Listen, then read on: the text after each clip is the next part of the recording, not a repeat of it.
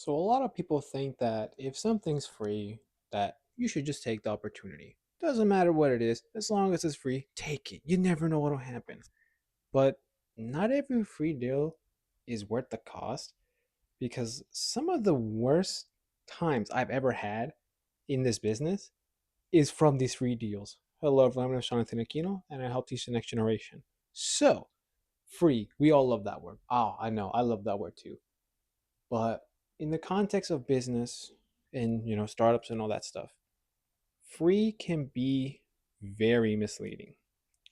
So I'd like to give you guys an example. So I run a free book pickup service where I put my ads on multiple different social medias and I'm like, hey, if you got books, CDs, etc., you don't want to deal with it, I'll go to it. I'll go to where you are and I'll take them all absolutely free.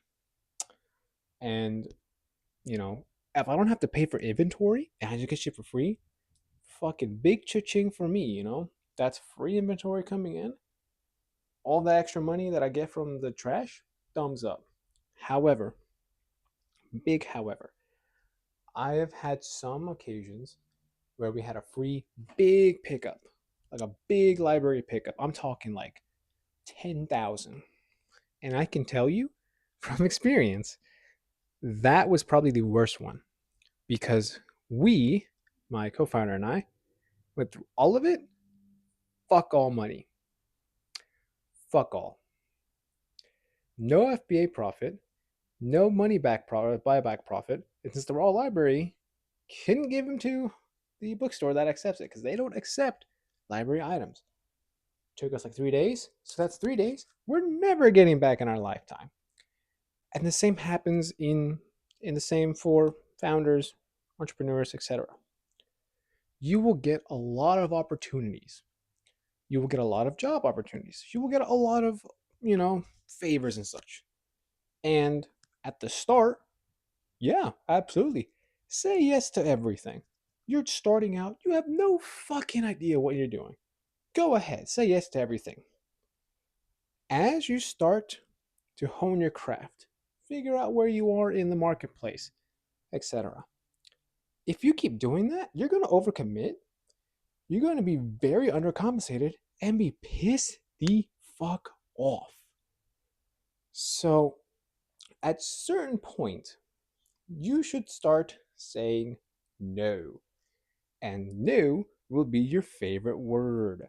Genuinely, no has been fantastic. So, when does this usually occur? I would say when you feel comfortable maybe charging. I'm in a different niche. So, for me, I usually now ask for pictures or barcodes or like an idea of a number because if it doesn't hit a certain threshold, I'm wasting my time because I'm at a point where I can tell when books are profitable. I can tell how much money can be made roughly. I have enough experience now being a year in Texas with all the bookstores and such. I know what can make money, what can give me buyback money, and what can give me money from the bookstores. And if it doesn't meet the thresholds, it's a waste of my time. And it's going to be the same for you guys as well. If you get let's say a favor to do something and they're like, "Oh, dude, it's going to be great exposure for you." That's a big fat no for me, dog. You think I need exposure like that? Nah, bro, that's not how this works. So, when you start to get more comfortable in the zone, no should be your more common answer than yes. And the hard thing for people to understand, you're not an asshole. Your time is precious. And if you keep wasting your time on stuff that doesn't move the needle, I mean, it's a bit of a waste of time if you ask me. So when you say no, don't think of yourself like the villain. Think of it as protecting your time, your assets, and everything because it matters. You do it enough times, invest your time in the wrong things, dude, you will never succeed. It's that simple. So just make sure that you understand, at the beginning, saying yes to everything, that's fine. Totally cool. When you get to a certain point and you can kind of tell if something's not worth your time, be polite, say no, and understand you're not an asshole.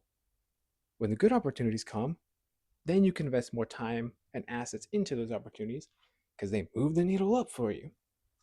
But it's going to take some time. So the biggest thing is just understand when to say yes and when to say no.